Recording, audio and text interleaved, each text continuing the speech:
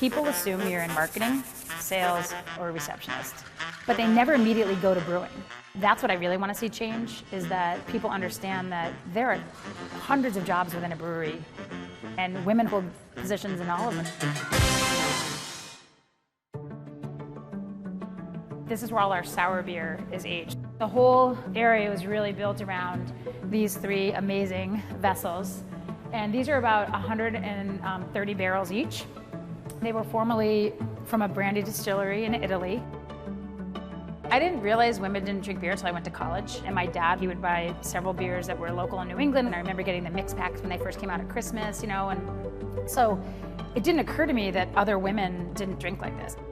Beer was not your first love, right? I mean, you didn't set out to make beer in your career ultimately. No, sadly, and I still blame my parents for this, they never told me that I could have a career in brewing.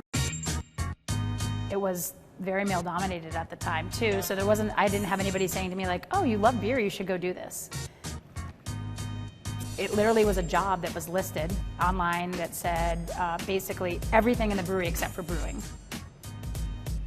It didn't even occur to me that it was different until I got into the industry, and for example, like a truck driver would show up and would say, I need a manager to sign for this, and I would say, okay, great, I can sign for that. And he's like, well, I need one of the guys to sign for it.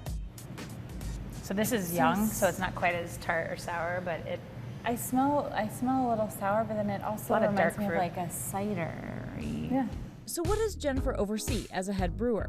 From malting to mashing and boiling, then fermenting as yeast gets added and alcohol gets made, and finally conditioning, where the beer ages, loses some of its waste from fermentation, and takes on a flavor smooth and mature, leaving you with the beverage we're all familiar with.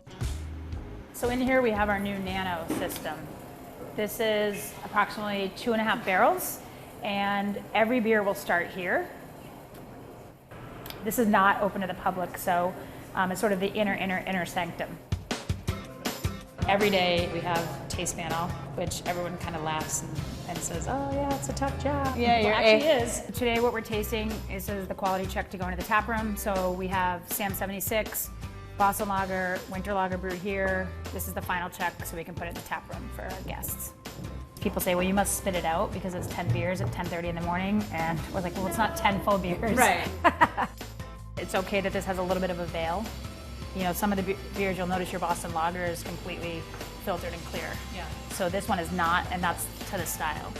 So I thought Sam 76, I really like the aroma, fresh, bright, good flavor. I thought the haze was at a really appropriate level. Good citrus character, very punchy.